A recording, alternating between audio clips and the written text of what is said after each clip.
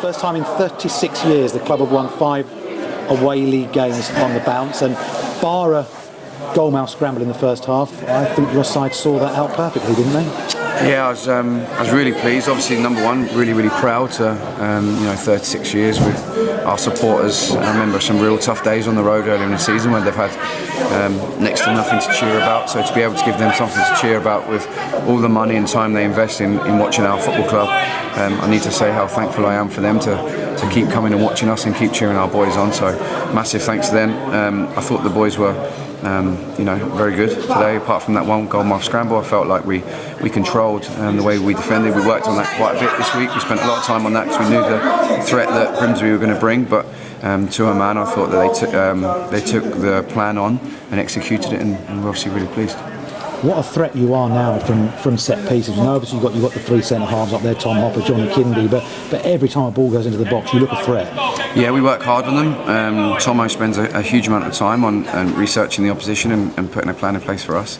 I think part of our recruitment strategy in January was to bring in some players who hold that physical threat. We know what League Two is like in terms of the physicality that's needed to succeed at this level, and that was one of our strategies, to make sure we brought in some players that could deal with that aerial threat in both boxes. And obviously we're pleased that at the moment we were able to get a couple of goals from it. The strikers clearly thrive on goals. Good for Tom Hopper to get off the mark relatively early in his stay with the club. Yeah, too right. I think Hops is an unreal guy, first and foremost. He's an absolutely brilliant professional. He works hard every day. I think on the Saturday afternoon, he's the one who sets the standard in terms of work rate, working from the front.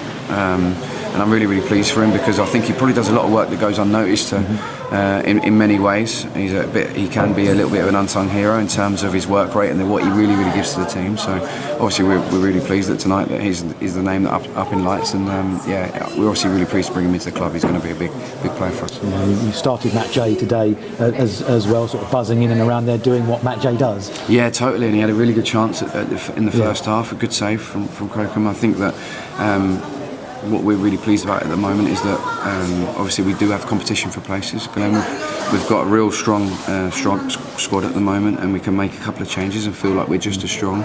We went with obviously Ash and Matt instead of Noah and Reedy today, and I thought that all 4 of those guys were brilliant. We obviously lost Scusi unfortunately to the injury in the first half, which meant that we had to make the early change, but that competition for places and the way that we really felt with the physicality we had up front, that MJ could feed off those knockdowns and buzz around, like you said. And I think on another day he could have had a goal for himself.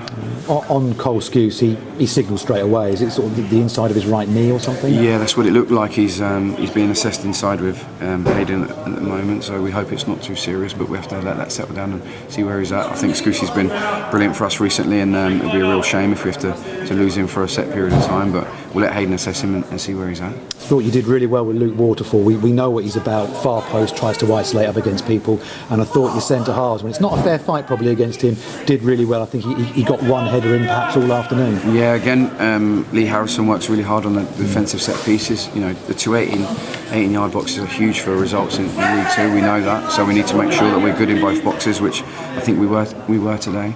Again, we've got the lads with a little bit of height and a little bit of physicality to try and help to deal with that, but it's not just that, it needs to be organised properly and it needs to be executed right. So I thought he's a big threat in the box, but we're really pleased with the way we defended today, and a clean sheet for Kieran. We kept asking you in the early start of your spell with the club about what needed to be done, and could you get the job done, could you pull the club out of this? I mean, you've obviously had some backing to do it, but you always had the belief, you kept telling us, stick with me, and this is the results, isn't it? And it's not quite I told you so, you don't want to be like that, I'm sure, but you're saying this is what I said, would happen. I think pride comes before a fall, Glenn, so I have to stay really humble in terms of what I'm doing. I know that this is a tough job. I knew from the word go that it was going to be a tough gig, and football management isn't easy, and I'm fully prepared that there's some tough days ahead, and there's some tough days that we've already experienced several already. I had big belief in myself, and I had big belief in those around me. I knew where we wanted to take it. I obviously hoped that was going to be the case, but we've still got a lot of work to do. Really proud of the award that we've been given this week, and like I say, I think pride comes all full, so we have to make sure that we attack our work this week. We've still got some really big games, and we just want to keep trying to drive forward as much as we possibly can. But just finally, I mean, winning 5 at home is quite something. 5 away is it doesn't happen to most teams during a season, even teams that go on and win leagues.